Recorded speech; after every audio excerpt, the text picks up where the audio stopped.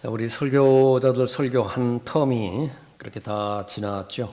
이렇게 중간에서 다시 한번 제가 격려도 하고 또 다시 한번 그 동기도 확인하는 그런 그 부분에서 오늘 하나님의 말씀을 통해 설교자들이 범할 수 있는 죄들이라고 하는 제목으로 말씀드리고자 합니다. 데살로니가전서 2장 보겠습니다.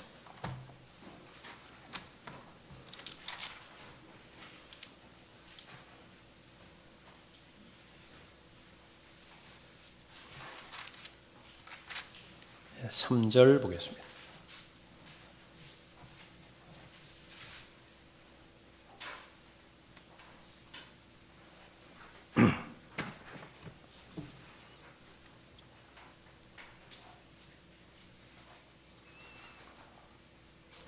우리의 권면은 기만이나 부정이나 교활로 말미암지 않았고 오히려 하나님의 승인을 받아 복음을 위탁받은 대로 전하노니 이는 사람들을 기쁘게 하려 함이 아니며 우리의 마음을 시험하시는 하나님만을 기쁘시게 하려 함이니라.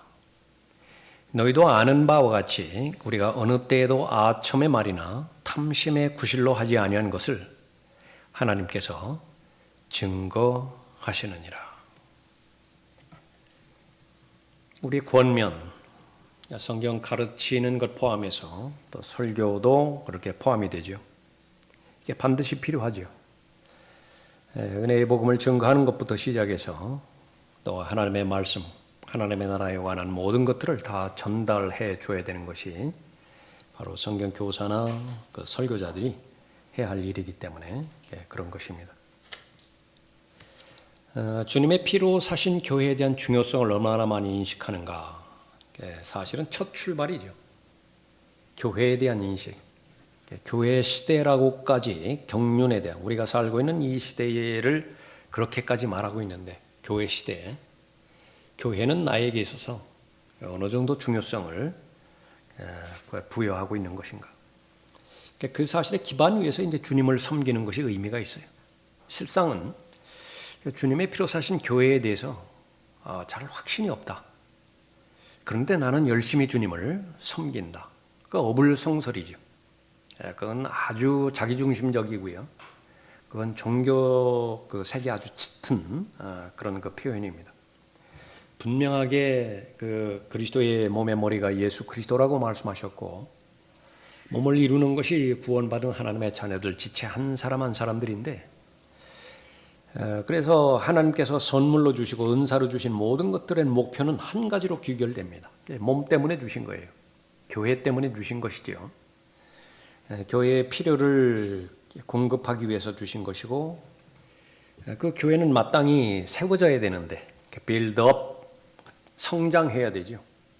그러니까 그러기 위해서는 반드시 도움을 주고받는 영적 유기체 안에서 그 영향력을 서로 주고받아야 되는 것입니다.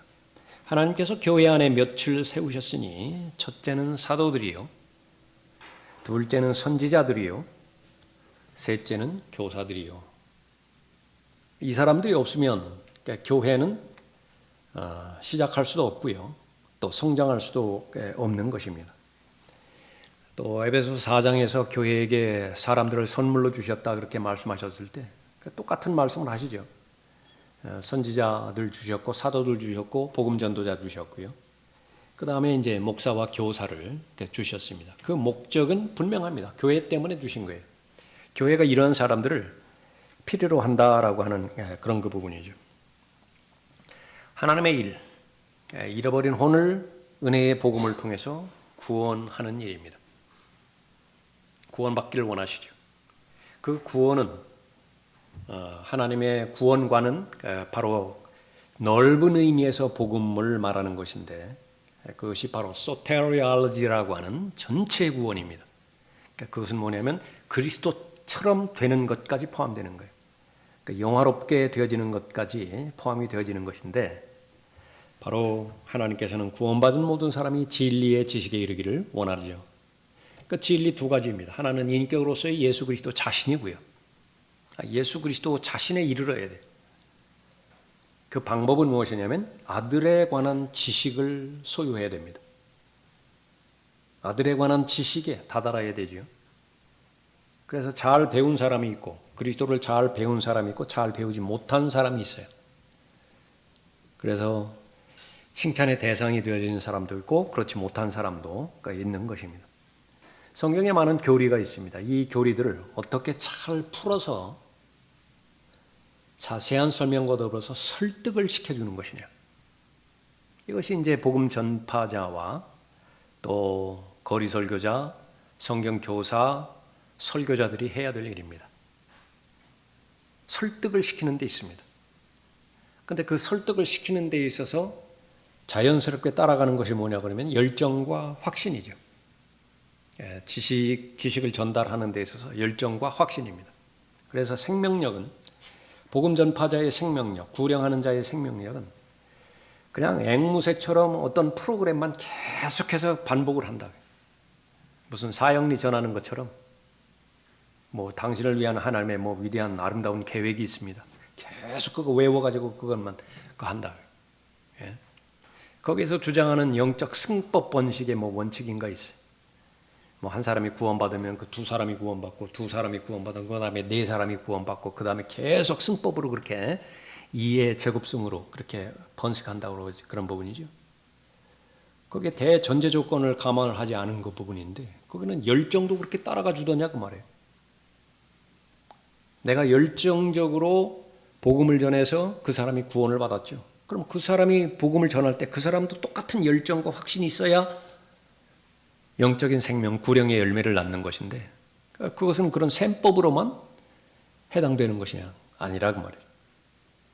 그래서 구령자, 거리 설교자, 또 성경 교사, 또 강단에서 설교하는 설교자들 모두가 다 가장 중요한 핵심의 부분은 뭐냐 그러면 내 마음에 감동이 돼야 돼요. 이 하나님의 말씀이 내 마음에 감동이 있어야 됩니다. 꼭 전해줘야 되겠다. 정말로. 그렇게 되어지면 결과와는 무관하게 그 성경 전달, 진리의 말씀을 전달하는 데는 하나님께서 쓰시는 것입니다. 성도들이 하나님 앞에 나아가게 도와줘야 되는 사람이 이제 목사인데, 설교자인데, 어떠한 방법을 통해서 하나님 앞에 나아가게 하는 것이냐? 교회를 아무리 오래 다녔어도 성경 진리의 지식에 대해서 점진적으로 지식이 없는 상태에서 하나님 앞에 나아간다. 그러면 성경적 하나님께 나아가는 것은 분명 아닙니다. 그러니까 지식으로 나아가게 도와줘야 돼요. 성경에서 계시된 하나님에 대한 지식, 그것을 알려주고요. 그러니까 많은 교리들이 있죠. 그 교리들도 잘 제시를 해주어서 그 교리 가운데서만 하나님께서는 만나주시는 것이니까요. 교리 자체가 특정 주제에 대한 진리를 말하는 것이거든요. 그 진리 안에 들어와서 진리로 진리이신 하나님 앞에 나와야 하나님과의 정상적인 영적 교제가 되는 것이지.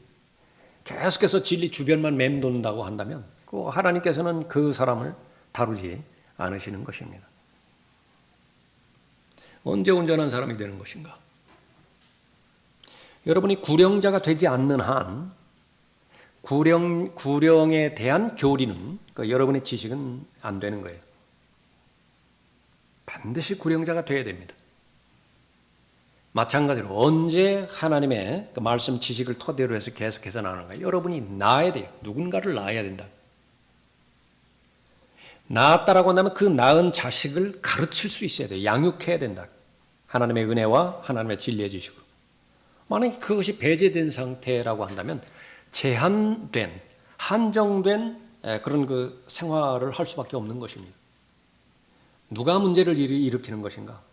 그 상태에서 시간만 오래 가는 사람이에요. 시간만 오래 갔는데 생산이 없어요. 생산이. 구령의 열매도 없고 성령의 열매도 없고. 그러면 거기에서 제일 근본적인 그 부분은 무엇인가? 그러니까 나는 진리를 실행하지 않는 것입니다. 그래서 최소한 나는 은혜의 복음을 통해서 구원을 받았다라고 한다면 모두가 다 부활의 증인으로 하나님께서 불러주셨죠. 그 부활의 증인의 역할을 신실하게 잘 감당할 때 온전하게 성장하는 것입니다. 그 부분이 배제가 되었다. 그러면 아니라. 더 나아가서 바로 지역교회의 일꾼들로 이루어지는 것인데 바로 청지기들이죠. 그리스도를 대신한 대사. 과연 누구를 말하는 거죠? 그리스도의 훌륭한 군사. 성경에 분명히 있는데 그 사람은 도대체 누구예요? 신비를 맡은 청지기들. 그 사람은 누구냐고 말이에요. 전문가들이죠. 전문가예요.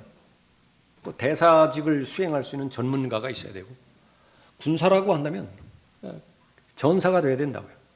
다른 거는 몰라요. 전투에 관련된 베테랑이 돼야 된다고. 청지기, 경영 능력에 있어서 탁월해야 돼요. 주인이 맡은 재산, 그것을 유지만 해서도 안 되고요. 그건 반드시 유익을 남겨줘야 되는 것입니다. 잘 운영을 해야 돼요. 잘 경영을 해야 된다. 그러면 그런 일꾼들이 넘치는 교회는 강성한 교회예요. 그것이 이제 조건이 된다라고 한다면 많으면 많을수록 좋은 것입니다. 기도해야 돼요. 두 가지 기도해야 되는데 교회의 성도들이 모두가 다 일꾼으로 인정받는 일꾼으로 성장할 수 있도록 기도해야 되는 것이 하나이고요. 두 번째로는 밖에서 또 하나님께서 보내주셔야 되죠. 그러니까 목표는 무엇입니까? 단순해야 된다고요. 순수해야 된다. 오늘 본문 말씀에 고정이 되어지는 것입니다. 그래서 이 성경을 가르칠 수 있는 일꾼들이 없다라고 한다면, 성경 교사라든지 설교자가 없다라고 한다면 그 교회가 무엇을 할 수 있는 것이냐? 할 수 있는 일은 지극히 제한받을 수밖에 없는 것입니다. 그래서 자격 있는 일꾼들, 교회를 무능하게 만드는 요인이 자격 있는 일꾼들이 발견이 안 되는 거예요.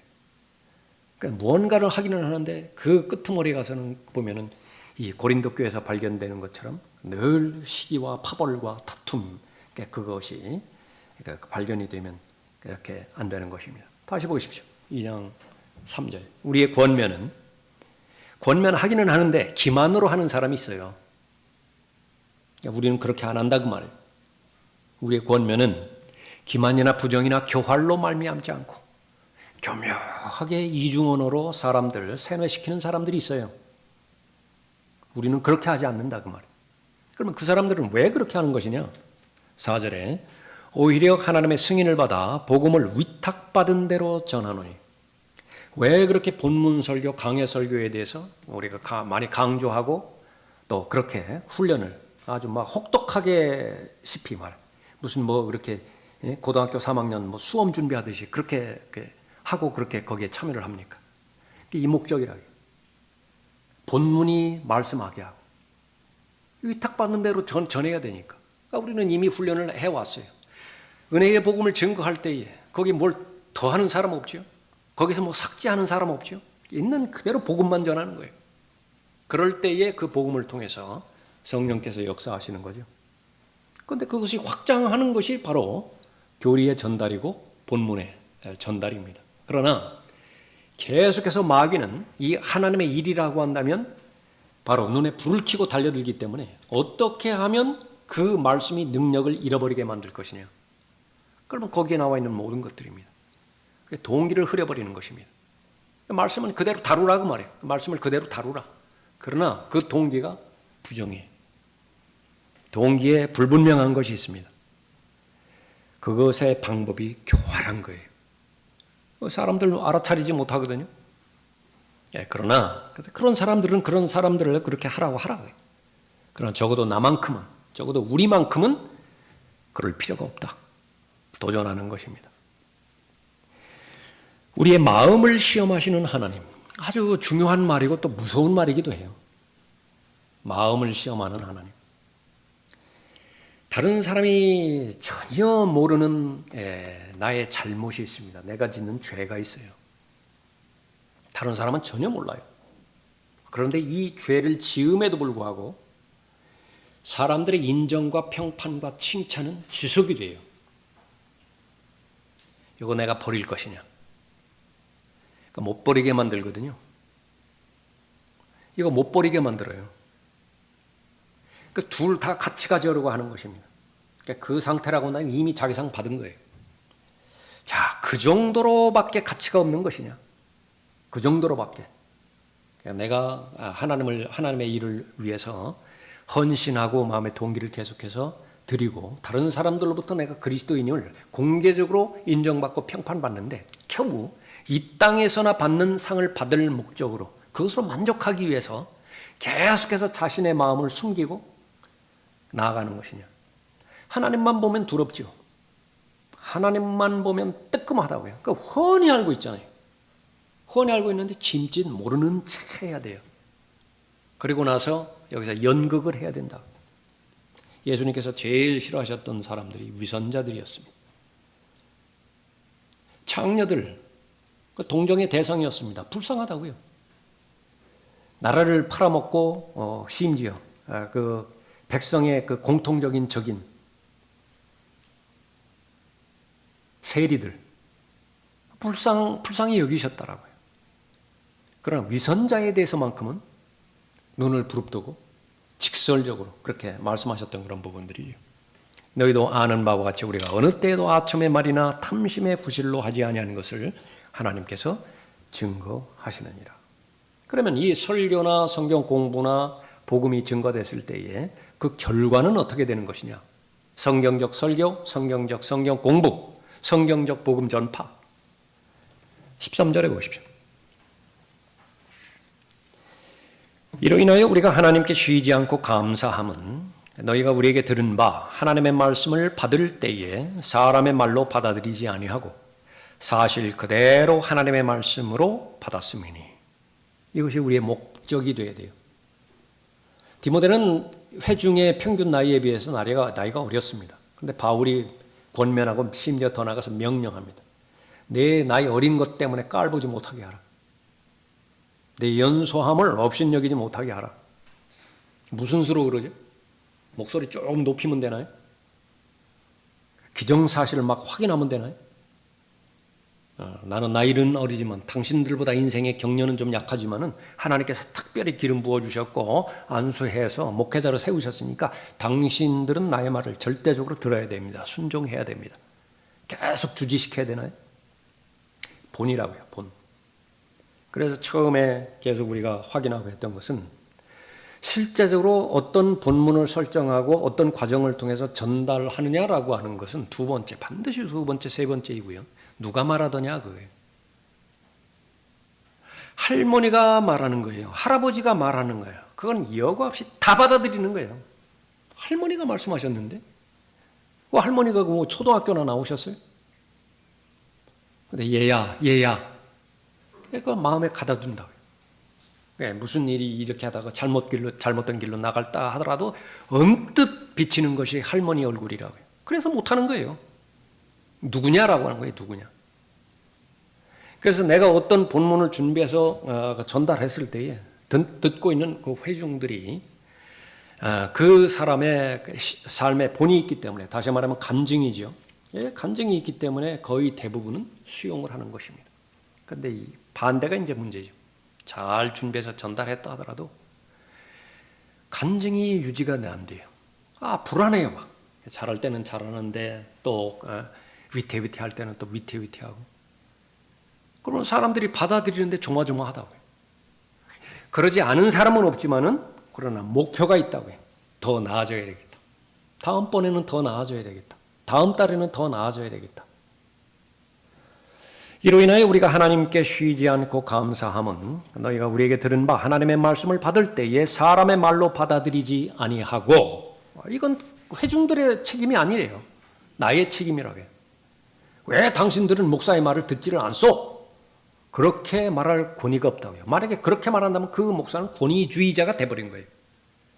권위라고 하는 것은 신실한 삶을 통해서 자연스럽게 세워지는 것입니다. 성도가 권위를 부여해 줄 때에 그것은 참된 권위예요. 그 권위가 있어야 일을 하죠. 특히 말씀에는 더욱더 그런 것입니다. 그렇게 올바른 설교 전달이라든지 본문 그 부분은 결과예요. 사람의 말로 받아들이지 않고 사실 그대로 하나님의 말씀으로 받았음이니 이 말씀이 믿는 너희 가운데서도 효과적으로 역사하느니라. 다양한 주제가 있죠. 그 다양한 주제 가운데서 잘 선정을 해서 하나님의 인도하신 가운데서 잘 전달을 했습니다. 은혜에 관련된 말씀이었습니까? 배나 더 감사하는 거예요. 반응이 있다고요. 성도들의 반응이 있습니다.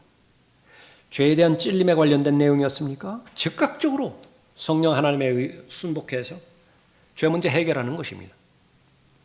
그 전에 헌신했는데 지금 그것이 확인이 안 됐어요? 더 말할 것도 없이 제 헌신으로 다시 확신하는 것입니다. 결심하고 그래야 되는데 당위성만 계속 부여해왔어요. 지금 당장 결심하는 것입니다. 지금 당장 하겠습니다. 그러니까 용기를 성령 하나님께서 말씀을 통해서 주셔서 그렇게 변화가 되는데, 실패한 설교는 무엇이냐? 회중의 반응이 없어요. 회중의 반응이 없어요. 어떤 찔림도 없고 어떤 은혜에 대한 감동도 없고 어떠게. 뭔가가 지금 잘못됐죠. 그래, 거기에 맞추어서 우리가 준비하고 잘 전달해야 되는 것입니다. 누가 가능하겠어요? 그것이 설교의 비중이라고 한다면 누가 탁월하게 성경적 설교를 하겠습니까? 그래서 매번마다 자기는 죽어야 돼요. 자기는 부인돼야 되는 것입니다. 하나님의 도움이 없이는 불가능해요. 그것은 우리 구령자라든지 거리 설교자 절실하게 요구하는 것이라. 만약에 성령의 도움 없다고, 좀 교만한 상태에서 성령의 도움 없이도 나는 지금까지 해온 내 경력을 토대로 해서 복음을 증거할 수 있겠다. 지금 그 사도행전 19장에서 그 악령들 쫓아낸 그 엑소시스트 쫓아내는 자하고 똑같거든요. 지금까지 막 그런 행위들을 다 동원해가지고서 마귀들을 쫓아냈다고요. 자신 있게 대들었는데, 뭐랬다 이거. 내가 예수도 알고 바울도 알고 너 도대체 누구냐? 그냥 올라타가지고 짓누겨 버립니다. 어정쩡하게 복음 전하다가, 어정쩡하게 무슨 설교한다고 해다가 마귀 들려버리는 경우 무수히 많다고요. 그런 경우는. 그렇게 해서 우리가 주님의 피로 사신 교회 얼마만큼 중요성을 잘 지니고 있는 것인가? 그 주님의 피로 사신 교회는 반드시 세워져야 되는데 일꾼들에 의해서 세워진다. 그 일꾼들은 하나부터 열까지 말씀을 맡은 자이다. 설교를 잘하기 위해서는 성경의 전문가가 되어야 되죠. 부지런해야 됩니다. 그래서 설교자들이 범할 수 있는 죄들 가운데 게으름이 나오는데, 게으름은 어떤 게으름이냐 그러면은 성경에 관한 게으름과 기도에 대한 게으름이에요. 본문 준비하지 않고 설교하는 경우에, 기도 없이 설교 본문이 완성된 경우에 게으른 거예요. 악한 겁니다. 그러니까 그 부분에서 철저하게 하나님의 말씀을 잘 공부해서 전문가가 되어야 되는데, 누가 자신 있게 나는 성경에 대해서 거의 전반적으로 압니다. 그렇게 자신 있을 수 있겠어요. 그래서 하나님으로부터 부르심을 받았다라고 하면 평생 학생이에요. 평생 배워야 되는 것입니다. 그래서 쉽게는 바울 서신부터 시작되겠지만은요, 거기에 매달려서는 안 되는 거예요. 계속 성경으로 와서 구약 전체, 구약 설교가 어렵다고 또 그렇게 우리가 살펴보기도 했었죠. 그냥 구약 본문만 가지고서 그냥 설교한다고 해서 그것이 의미가 아니라, 구약 본문을 가지고 성경적 기반 위에서 설교를 한다는 설교가 자체가 어렵다고 말해요. 그러나 그런 설교는 효력이 커요. 효과가 크다고요 또. 그러니까 잘 준비해서 전달할 수 있어야 되어지는 것입니다. 우리가 이렇게 보면 어느 부분에는 설교 형식에 지나치게 지우친다라고 하는 감이 있을 수 있어요. 그러나 그 감내해야 됩니다. 계속해서 우리가 계속 이렇게 의식적으로 단계, 1단계, 2단계, 3단계 그렇게 그 과정들을 배워서 나중에는 이제 자유롭게 될 거예요. 그러나 그때까지는 철저하게 ABC에 맞춰서 그렇게 준비해 가야 나중에 가서 자기 의견을 피력하기 위해서 설교 본문을 자료화하지 않아요. 그거 끔찍스러운 겁니다. 자기가 무언가가 자기 의견을 개진려고 하는데 그걸 도구로 하나님 말씀을 갖다 와요. 도움닫기 설교라고 그랬죠. 그건 늘 확인을 해봐야 됩니다.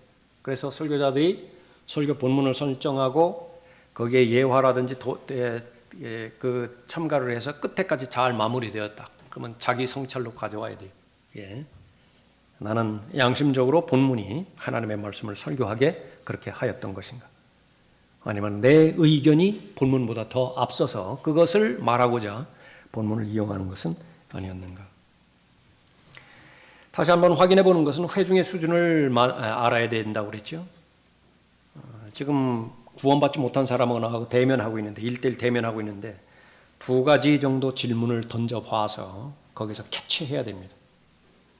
이 사람이 어디에서 지금 막히고 있는 것이냐. 그래. 그래서 그 부분을 발견을 하고 그쪽을 향해서 복음을 증거해야 되죠. 이 사람이 죄인이라고 하는 것은 너무 자기 자신이 잘 깨달아요. 알아요. 그리고 죄 문제는 건너뛰는 거예요. 그럼에도 불구하고 계속 죄를 지적하는 것은 어리석은 짓이다. 이 사람은 지옥에 대해서는 너무 알아요. 잘 알아요. 볼 때. 근데도 계속 지옥에 대해서 그렇게 한다. 그러면 분산시킬 위험이 있어요. 그러니까 뭐에 대해서 지금 민감한 것이냐.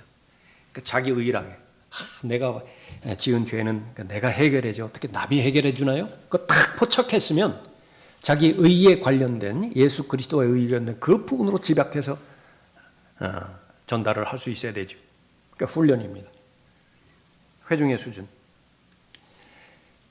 잘 모를 때, 그럴 때 알고 싶죠. 그러니까 질문도 하고 책도 보고 그렇게 또 해당되어지는 설교와 성경 공부에 참여해서 알았죠. 일단 알아버렸어요. 일단 알아버린 내용은 좀 시시하다고요. 근데 계속 그런 말을 들어요. 그럼 어떻게 돼요? 반응이 아까 조금 전에 살펴봤던 것처럼 반응이 없다고요. 반응이. 그래서 제일 어려운 그 부분 가운데 하나가 평이한 내용을 본문으로 잡았다라고 한다면 그 평이한 내용이 설교의 전달 과정을 통해서 감동을 줄 수 있던가 그게 확인이 돼야 돼요. 그러자면 냉숭냉숭해져요. 예. 쉽지가 않죠. 쉽지가 않은 것입니다. 그러니까 그 짐스러운 거예요. 설교라고 하는 것이 원래. 그러나 그 부분을 잘 해결할 수 있어야 되어지는 것입니다.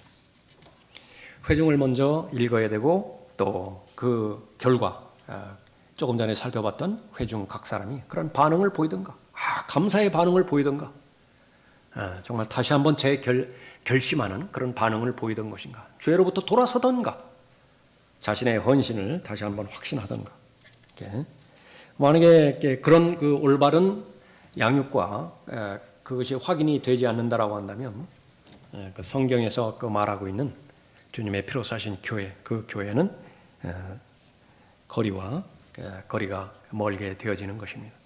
지금까지는 여러분이 이제 잘 참석을 하시고 또 그렇게 잘 준비를 해서 하나의 주제, 목표가 딱 정해져 있으면 그것은 계속해서 확인해 주는 작업이 설교라고 그랬죠. 시간이 지나면 지날수록 그 목표와 주제가 더 선명해지는 것입니다. 그러려면 논리적이어야 되고요. 그러기 위해서는 성도들을, 회중들을 설득을 시켜야 되는데 말도 잘해야 됩니다. 문법에 맞는 말을 해야 되고 가능하다면 좋은 문장을 선택해야 됩니다. 그러니까 별로 바람직스럽지 않은 것은 설교 시간이 제한되어 있는데 막 주저리 그냥 말하는 거예요. 그러니까 동네 사람 만나서 막 이야기하는 것처럼. 그럴 필요가 없어요. 지금 두 문장인데 내가 한 번 더 상고해 봤을 때 이거 한 문장으로 줄일 수 있다. 그 노력을 심어야 됩니다. 그래서 간단 명료하지만은 그러나 정확하게 잘 전달할 수 있어야 되죠. 문법에 맞아야 되고 또 좋은 문장을 사용해야 되어지는 것입니다. 결국은 우리가 모든 사람이 공통적인 부분이면 특히 설교자는 말씀의 사람이고 기도의 사람이어야 돼요. 그러지 않으면 그건 할 수가 없습니다. 그래서 계속 말씀에 젖어 있어야 되고요. 말씀을 많이 알면 알수록 기도를 많이 해야 된다고 그랬죠. 그것이 성경에서 말하는 인격적 사람이에요. 인격이신 하나님께서 삼위일체 신격 계시잖아요. 그분의 뜻이 있잖아요. 좋아하시는 것이 있고 싫어하시는 것도 있고 칭찬하시는 대상이 있고 책망하는 대상도 있고 살아계신 분이잖아요. 인격이라고요. 그 인격이 나를 인격으로 대하기 위해서는 그분과 코드가 맞아야 돼요. 그분의 정서가 맞아야 되고 그분의 뜻과 동의가 되어야 되죠. 그래야 함께 걸어갈 수 있는 것입니다. 그래서 성경적 인격을 갖춘다. 그래서 그것은 똑같은 말로 말씀의 사람이고 기도의 사람이어야 된다. 다시 말하면 부지런히 공부해야 돼. 계속 공부해야 됩니다. 그래서 성경에서 말하는 그 보화들, 그것을 잘 이렇게 먼지 같은 거 털어버리고, 그리고서 그 정확하게 그 작품으로 만들어서 잘 전달을 해 줄 수 있는 그런 역량이 있죠. 얼마나 감사합니까? 얼마나 귀한 일들입니까? 라카만 목사님의 하나님께서 부르신 설교자라고 하는 소책자가 있어요.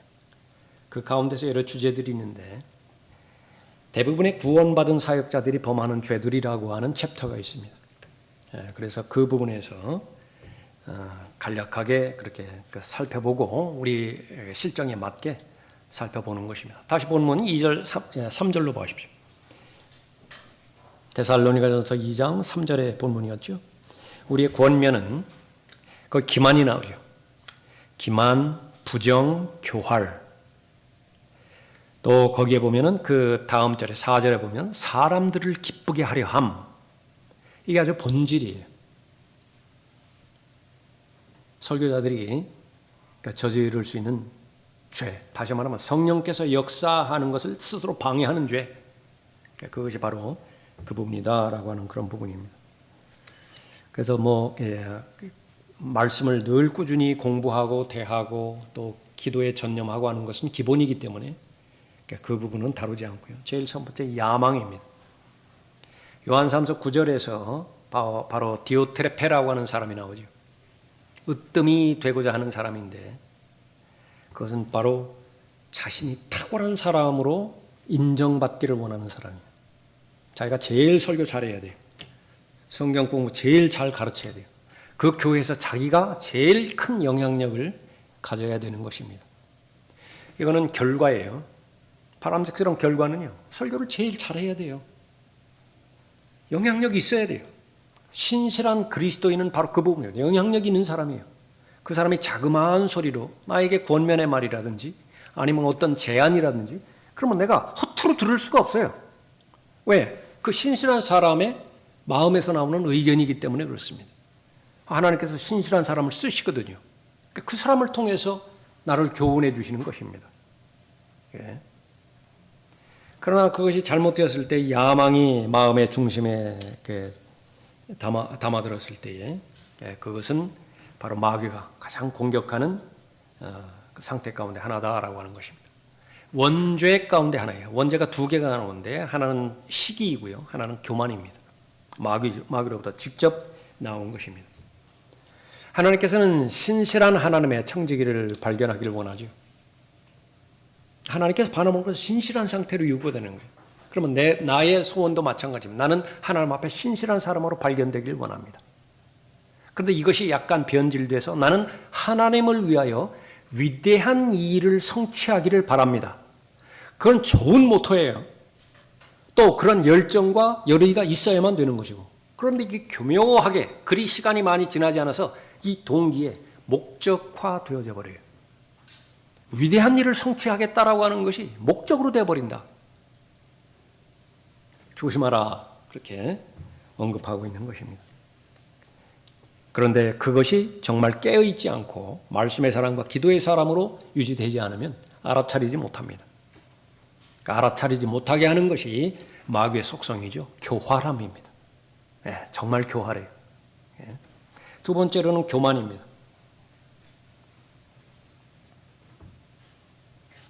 교만은 멸망에 앞서 있으며 거만한 영은 몰락에 앞서 있느니라. 잠언 16장 18절 말씀인데, 이거는 철저하게 그 4절에서 언급하는 것처럼 사람들을 기쁘게 하려 함. 내 주된 대상이 사람일 때 그렇게 말하는 거예요. 하나님께서 내 설교를 어떻게 들으셨을까? 과연 흡족하게 들으실까? 밖에 나가서 복음 전파하는 것도 마찬가지예요. 내가 거리 설교하고 내가 상대방에게 복음을 증거했을 때에 그것이 정말로 하나님의 영광을 위해서 하나님을 기쁘시게 해드리한 그런 동기에서 전했다라고 한다면 확신이 들겠죠. 사람의 반응과는 상관이 없어요. 그런데 내가 반드시 이 경우에는 저 사람과의 말싸움에서 내가 이겨야 되겠다. 내가 자신이 알잖아요. 그게. 그러면 아닌 거예요. 그런 부분들을 철저하게 잘 감당을 해야 되겠죠. 그래서 상당히 많은 부분, 두 가지가, 하나는 돈 때문에 연루되는 죄들이고요. 돈을 사랑하는 것이 모든 악의 뿌리잖아요. 그러니까 그것이 거의 대부분 죄를 짓게 만드는 것이고, 또 하나는 사람들로부터의 칭찬과 인정입니다. 그래서 누군가가 말했지만 라오디케아 시대의 특징 가운데 하나, 칭찬이 없으면 좀처럼 일하려 하지 않는다. 다 그런 거 다 그렇게 적용되지는 않지만 그런 속성이 너무 심한 것이 마지막 날들의 마지막 교회의 특성이에요. 칭찬이 있어야 일을 해요. 인정이 있어야 움직인다고요. 그러면 모두가 다 드러나는 일들이죠. 그러면 모두가 알아주지 않는 일들은 어떻게 되는 것이냐. 많은 경우에 다른 사람들의 눈에 띄지 않는 것인데, 그렇기 때문에 말씀의 사람, 기도의 사람은 그런 부분으로부터 자유로워지는 것입니다. 교만의 그 근거는 무엇이냐? 다른 사람보다 내가 깨끗한 삶을 사는 거예요. 다른 사람처럼 지저분한 삶을 살지 않는다. 뭐 잘못된 것이죠. 그것이 결과일 때 하나님 앞에 감사하지만 그것이 원인이 되어서 다른 사람을 판단하는 그런 부분이 되면 예수님께서 그렇게 대적하셨던 바리새인이 되어버리는 거예요. 얼마든지 그리스도인이, 설교자가, 거리 설교자가 드러난 도덕적 윤리적 죄와 연관되지 않지만은요, 하나님 앞에 자백해야 될 죄가 무수히 많은데 그거를 죄로 인식하지 않아버리는 것입니다. 너무 많이 반복되고 너무나 많이 방치를 했기 때문에 그걸 감당하지를 못해요. 한번 자백하려고 하야보다 보니 끝이 없을 것 같다. 아예 포기해버리는 것입니다. 마귀가 슬며시 죄책감 없애버려요. 성령께서 주시는 죄에 대한 찔림, 둔감하게 만들어버린다. 양심이 화인맞게 만들어버리는 거죠. 모든 그리스도인도 그 부분에서 민감해야 되는데, 특히 설교자는 이 책임이 전체적인 책임을 맡은 것이기 때문에 더욱더 민감해야 되는 것입니다. 자기가 더 많이 배웠다든지 다른 사람보다 더 많이 성경을 알고 있다든지, 이것이 짐짓 교만하게 만드는 그런 그 부분이에요. 시기입니다. 너희는 여전히 육신적인 사람이라 너희 가운데 시기와 다툼과 분열이 있으니 어찌 너희가 육신적이 아니며 사람을 따라 행하는 자가 아니리요. 여기도 나오죠. 사람을 따라 행하는 자. 그런데 객관적으로 보면 사람이 뭐죠? 실제로 아무것도 아니에요. 그런데 거기에 헛것이 씌워버린 거예요. 대단합니다. 그 능력이. 별것도 아닌 사람인데 사람한테 그 인정을 받겠는데 목숨을 거느냐 그 말이에요. 도대체 뭔데? 그런 속성에 대해서 얼마만큼 마귀가 충동질할 수 있다라고 하는 사실을 알고, 특히 설교자들, 부활의 증인으로서 복음을 증거하는 그런 사람들은 시기에 대해서 잘 조심하고 해결해야 된다. 인생을 망쳐버린 많은 사람들, 거의 대부분 시기 때문에 그렇습니다. 카인, 무엇 때문에 아벨 죽였죠? 에서, 압살롬, 무엇 때문에 자신의 인생을 스스로 자멸을 시켰습니까? 사울, 평생을 그 한 사람 다윗에게 사로잡혀서요. 그 마귀 들린 거하고 똑같아요. 자신의 모든 것을 다 잃어버리게 만드는데 그만한 가치가 있는가? 다윗은 꼭 죽여버려야 되겠다. 그만큼 가치가 있는 것인가? 그게. 그런데 현실입니다. 자신의 왕국까지 다 잃어버렸죠. 점점 더 가까이 오늘날 가까이 와보면 이제 바리새인입니다. 예수님 죽인 이유, 그건 성경에서 분명하게 이야기하잖아요. 시기심 때문에 죽이려고 했다. 예수님께서 나사로를 살려주셨어요. 바리새인들이 나사로, 저는 반드시 죽여야 된다. 왜 그렇죠? 나사로를 통해서 예수 그리스도를 믿는 사람들이 늘어나는 거예요. 견디지를 못하는 거예요. 세상에서도 시기심, 그거는 아주 강한 그 힘을 가지만 사람을 파멸시키는 강한 에너지가 있다고요. 그 시기심 안에. 그러나 그것이 고린도전서 3장에서 언급하는 것처럼 교회 안으로 들어왔을 때 그거는 비교할 수 없어요. 세상에서 시기하는 것하고 교회 안에서 영적인 일과 관련돼서 시기하는 것하고 그건 비교의 대상이 안 된다. 반드시 해결이 돼야 돼요. 이 부분들은. 성급함.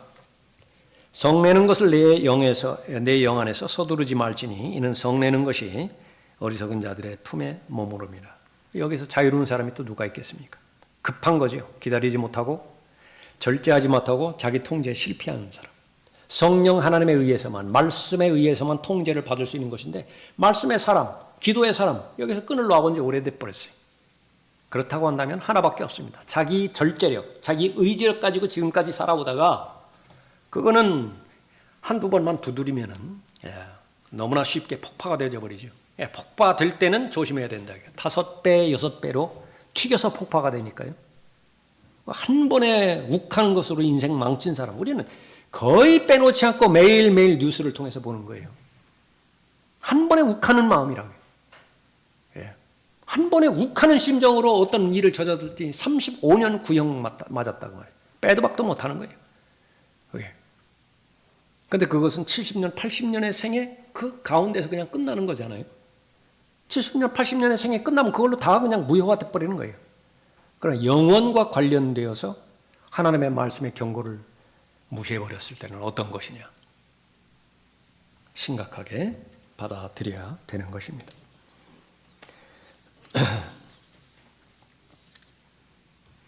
목사들, 이것은 이제 여러분들과는 직접적으로 관계가 없는데, 목사들의 시기와 또 성급함, 이런 부분은요, 옆에 교회 목사가 유명한 목사예요. 사람들이 인정하는 목사예요. 그런데 몇 년 안에 몇 명 출석시키더라고요. 또 몇 년 안에 건물이 올라가더라고요. 나는 반드시 저 사람처럼 쫓아가야 되겠다. 그것이 동기가 돼서 쫓아가는 것입니다. 더 나간다고요. 그 목사가 5년 동안에 이런 일들을 했어? 그러면 나는 기록을 깨야지. 계속 수시로 여러분에게 말씀을 드린다고요. 여러분 구령하실 때 서두르지 마세요. 성급하게 하지 마세요. 조급해하지 마세요. 그 어느 때보다도 느긋해야 될 때가 복음을 증거할 때입니다. 분명하게 여러분이 알고 있는 3가지 확인하고 그 다음에 확인됐을 때에 바로 영접기도면 영접기도, 시인하게 하려면 시인하게 하고 그렇게 해야 된다고요. 한 사람이라도 확 분명하게 해야 되지. 그 숫자 그것은 아무 의미가 없어요. 문제가 되는 것은 올바른 혼이 올바로 구원받았을 때에 그 수는 늘어나야 된다고요. 그래 의미가 있죠. 그야말로 다다익선이에요. 그런데 그것이 전도가 돼버렸다. 무엇 때문에 그렇게 하느냐? 절대로 그래서는 안 되는 것입니다. 게으름, 조금 전에 살펴봤죠. 게으름은 깊은 잠에 빠지게 하나니 게으른 혼은 줄일 것이니라. 어떤 목사가 설교자가 설교를 잘해요. 왜 잘할까요? 부지런하니까 잘한 겁니다. 많은 시간 성경 공부에 투자를 했고요. 그것을 가지고 많은 시간 기도를 했고요. 또 많은 노력을 했어요. 적절한 예화는 어떤 예화가 있는 것입니다. 적합하고 또 초고를 쓰고 다시 그것을 또 수정했겠죠. 그런데 그 모든 과정은 생략하고 그 결과만 그 목표로 그렇게 삼겠다. 뭐 성경에서는 게으름이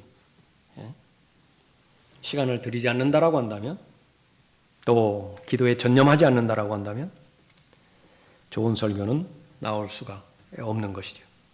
그 다음에 이제 외모로 사람을 평가하는 것입니다. 야고보서 2장에서 1절부터 4절까지의 말씀이 있죠. 경배드리러 왔는데 남루한 그 옷차림을 한 사람이 있고 아주 부유하게 보이는 그런 그 사람이 있다. 라오디케아 시대 물질 만능주의의 최정상입니다. 물질로만 이루어져요. 성령의 역사와 성령의 도움 없이도 얼마든지 교회는 성공적으로 운영할 수 있는 교회예요. 라오디케아 교회가 그렇습니다. 더 나아가서 예수님의 도움 없어도 돼요. 뭐만 있으면 됩니까? 돈만 있으면 돼요. 그 사람 그렇게 모인다고. 얼마나 많은 다양한 엔터테인먼트 있습니까? 굳이 무슨 세상 탤런트라든지 세상 가수 초청하지 않는다 하더라도 교회 안에서 얼마만큼 인간의 감정을 충동질하고 정서를 그렇게 고양시키고 하는 그런 많은 프로그램들이 있어요. 그 전에서부터 나온 것이지만 목적이 내가 거룩하니 너희도 거룩하라라고 하는 것이 삶의 목적이 아니가, 안정된 삶, 편안한 삶, 행복한 삶이 목적이 되어져 버렸다라고 한다면 무슨 행복으로의 초대, 성공적인 부부관계 이런 그 세미나라든지 그런 그 부분들을 했을 때 사람 왜 안 모이겠어요? 근데 그것은 돈으로 다 가능하다고 해요. 그것이 바로 라오디케아 시대의 마지막 부분인데 어디에서 실패하는 것이냐? 사람을 외모로 평가하는 데 실패한 것입니다. 교회에 어떤 돈과 관련돼서 영향력 있는 사람이 있다. 그 사람이 얼마만큼 경건하냐 경건하지 않느냐 이거 상관없어요. 무조건 관계를 맺어요. 목사가 그 사람하고는 반드시 관계를 맺어요. 경건하건 경건하지 않건 상관이 없습니다. 그렇게 해서 얽히고 설킨 것이 바로 그 부분입니다. 이 세상에 있는 부유한 자들에게 명하여 마음이 교만해지지 말고 불확실한 재물을 신뢰하지 말며 오직 우리에게 모든 것을 풍요하게 해주셔서 향유케 하시는 살아계신 하나님을 신뢰하라고 하라. 설교자가 보고 그렇게 설교하라고 말해요. 물질관에 관해서 성경에서 언급하는 것과 희미하다. 한계가 있습니다. 하나님께서 들어 쓰시는데 한계가 있는 것이에요. 분명하게 하나님께서 보시는 세계관, 하나님께서 바라보시는 물질관, 정말로 물질과 시간과 심지어 내 몸의 진짜 주인은 누구냐? 그걸 명료하게 가르치더냐 그 말이에요. 그 가르침을 받은 성도들이 정말로 나는 그것을 하나님께서 나에게 잠시 동안 맡겨주신 청직으로서의 직분을 인식하며 살아가더냐? 그러면 성공적 설교 아니에요? 성공적 교회라고. 그 결과는 어떻게 하면 세상 편하지요. 내가 주인이 돼서 내가 그것을 철저하게 관리하고 끌어내니까 얼마나 고충이 심합니까? 얼마나 고민을 많이 해야 돼요. 그래 이거 주인 거라고요. 주인이 하라는 대로만 하면 돼요. 얼마나 그것보다 더 편한 것이 어디 있느냐 그 말이에요. 경험과 체험을 통해서 이루어지는 그런 부분이죠. 그 다음에 이제 마지막이 진리를 왜곡시키는 것입니다. 고린도후서 2장 17절에서 우리는 하나님의 말씀을 변개시킴으로써 이익을 취하는 여러 사람들과 같지 않다. 여러분 잘 알고 계시는 말씀이죠. 두 가지로 나눕니다. 첫 번째는 성경 변개예요.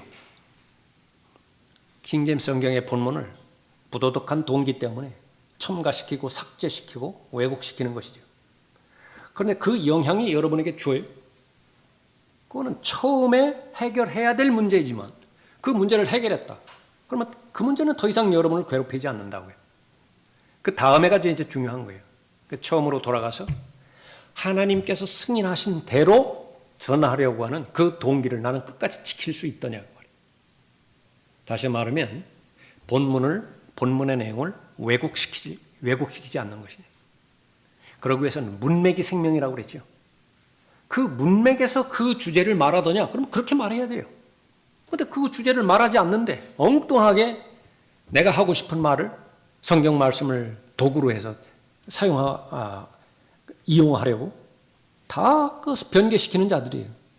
그러나 우리는 그런 사람들이 아니라 그렇게 고백을 하는 것입니다. 우리는 하나님의 말씀을 변개시킴으로써 다시 말하면 문맥에서 벗어난 해석, 문맥에서 벗어난 적용 아니면 부도덕한 그 목적을 통해서 오도하는 것. 이익을 취하는 여러 사람들과 같지 않고 오직 성실함으로 이것이 본문이 기록된 그대로 전달하는 것입니다. 오직 성실함으로 또 하나님께로부터 난 자로서 하나님 앞에서와 그리스도 안에서 말하노라. 고린도후서 4장 2절에서도요. 오히려 감추어진 수치스러운 일들을 행하지 아니하고 왜 감춰야 되죠? 이거 드러나고 들키면 수치스러워요. 그래서 마음에 감춘다고요. 누구를 말하는 것입니까? 설교자들. 숨겨진 마음의 동기. 다른 사람이 알면 안 된다고요. 교묘하게, 교활하게 그것을 언어의 기교를 통해서 상대방을 속여야 돼요. 우리는 그런 사람 아니다. 오히려 감추어진 수치스러운 일들을 버리고 교활함 가운데서 행하지 아니하고 하나님의 말씀을 거짓되이 다루지 아니하며 계속 나오죠. 말씀을 도구로 삼지 않아요. 말씀 자체가 목적이에요. 오직 진리를 나타냄으로써 하나님 앞에서 우리 스스로를 각 사람의 양심에 추천하노라. 그래서 서로 배워야 됩니다. 설교자는 회중과 더불어서 성장을 해야 돼요. 열심히 공부하고 열심히 설교 준비하고 그래서 심도 있게 수준에 맞는 설교를 전달을 하죠. 성도들이 얼마나 좋아요. 얼마나 감사합니까? 반응이 좋죠. 그러면 그 부분과 더불어서 같이 성장하는 것입니다. 그랬을 때에 어린아이 상태에서 속히 벗어나고요. 이리저리 휩쓸리지 않습니다. 에베소서 4장 14절에서 언급하는 것처럼 어린아이가 아니에요. 그 사람은 어디를 가든지 사랑 안에서 진리를 말해요. 어디를 가든지 사랑 안에서 진리를 말해요. 구령의 열매를 맺고 성령의 열매를 맺는 것입니다. 설교자는 주님의 부르심으로부터 시작됩니다. 하나님께서 기회를 주셔야 시작이 되죠. 부활의 증인 마찬가지고요. 개인 구령자들 마찬가지고 거리 설교자들 마찬가지고 강단에서 설교하는 설교자들 다 마찬가지예요. 하나님께서 열어 주셔야 가능했다고 말해요. 그것을 잊으면 안 돼요. 어떻게 뭐 계기가 되니까 한번 설교했다. 설교하는 기회가 됐다. 그거는 아니에요. 뭐 한두 번은 그럴 수 있어요. 그러나 하나님의 일이라고 하는 것은 바로 신실함이죠. 하나님께서 그만두라고 할 때까지 끝까지 가야 돼요. 그러면 그것은 바로 하나님의 능력과 하나님의 은혜의 그 능력으로 시작되는 것이죠. 하나님께서 기회를 주셨다라고 한다면 고의적으로 범죄에 연루되지 않는 한 하나님께서 계속 사용하실 것이라고요. 그러니까 여러분들이 입증하는 거예요. 여러분은 거리 설교한 지 얼마나 됐습니까? 그거 쉬운 일인가요? 그것이야말로 진짜 사역가 평가하는 그 리스트 중에 제일 위에요. 거리 설교 누가 알아줘요? 누가 여러분을 통제해요? 뭐 했습니까? 안 했습니까? 막 이렇게 주시해요? 그럼에도 불구하고 내 스스로가 동기부여가 돼서 계속 하잖아요. 성령의 사람이라고 하는 그 증거예요. 구령자들 역시 마찬가지입니다. 그 차원에서 하나님께서 맡겨주신 그런 그 설교도 마찬가지입니다. 다만 고의적으로 죄와 연루되면 안 돼요. 그래서 말씀의 사람이 되어야 되고 기도의 사람이 되어야 된다고 하는 것을 강조하는 것입니다. 육신의 정욕과 안목의 정욕과 생의 자랑, 하나님의 말씀을 열심히 공부하고 열심히 잘 찾아 보물연해서 적어도 하나님께서 나를 조명해 주실 텐데 다른 사람과는 다르게 나에게 있어서 가장 치명적인 약점은 무엇이냐, 그거 찾아내야 돼요. 다른 사람에게는 해당되지 않는데 나에게 있어서 가장 취약한 약한 부분은 어떤 부분이냐, 그거 찾아내서 그 부분을 더 하나님 앞에 도움을 요청해야 됩니다. 보호해 주시라고. 저 스스로는 불가항력입니다. 도와주셔야 됩니다. 그래야 하나님으로부터 저는 쓰임받을 수 있습니다. 진솔한 것이고 솔직한 것이고 정직한 것이지요. 그렇게 되기 위해서는 하나님께서 분별력을 주십니다. 무엇이 영원한 것이고 무엇이 잠정적인 것인지, 밥 존 시니어가 말했던 것처럼 순간의 재단의 영혼을 불사르는 어리석은 짓은 하지 않는다. 그것이 바로 하나님께서 기회를 주시고 쓰시는 사람입니다. 가장 힘든 일이 어떤 일입니까? 설교하셨던 분은 지금 당장은 말할 거예요. 설교 준비입니다. 잘 하시는 거예요. 그럼 어렵지 않으면 어떻게 해요? 어려운 일인데. 그러나 그 과정과 결과를 통과해서 하나님 앞에 의미가 있죠. 감사를 드리죠. 그것은 다른 말로 하면 보상도 그만큼 크다라고 하는 것입니다. 잘 준비를 해서, 음식을 잘 준비를 해서, 찬 음식이면 찬 음식대로, 더운 음식이 필요하면 더운 음식대로 그 온도도 잘 맞춰서, 간도 잘 맞춰서 잘 내놓았어요.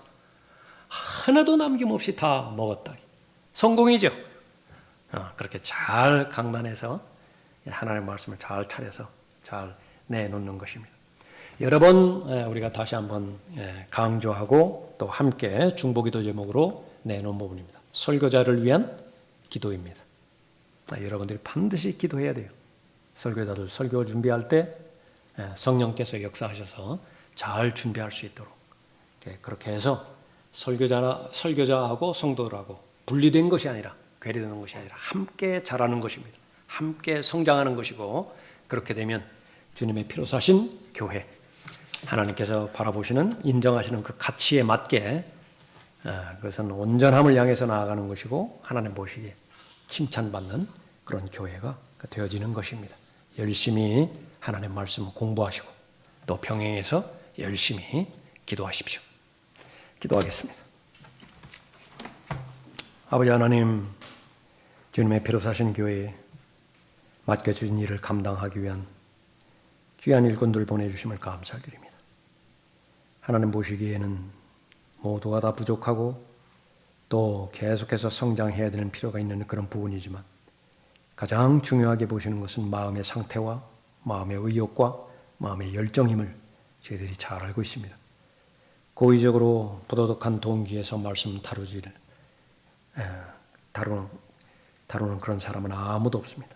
그러나 마귀의 교활함이라고 하는 것은 시간이 지나면서 계속해서 설교자들이 저지를 수 있는 그런 죄들을 가장 취약한 상태나 또 연약한 그런 부분에 맞게 그렇게 공격하고 침투함으로 인해서 결국은 하나님의 말씀이 효과적으로 역사하지 못하도록 그렇게 방해한다고 미리 알려주셨는데 기도로 잘 대비하고자 합니다. 기도에 응답하여 주시고 잘 보호해 주시고 주관하여 주셔서 하나님의 전신갑옷으로 잘 무장시켜 주시기를 간구드립니다. 주님을 위해서 애쓰는 믿음의 지체들, 그 마음의 상태와 그 수고와 노력들을 잘 알고 계십니다. 격려하여 주시고 그 수고에 또 보상해 주시기를 간구를 드립니다. 이 전체적인 기도를 온 교회가 함께 해 감으로 인해서 하나님의 피로 사신 교회를 통해서 하나님께서 늘 기뻐하여 주시고 영광 받아 주시기를 간구를 드립니다. 주 예수 그리스도의 이름으로 기도드렸습니다. 아멘.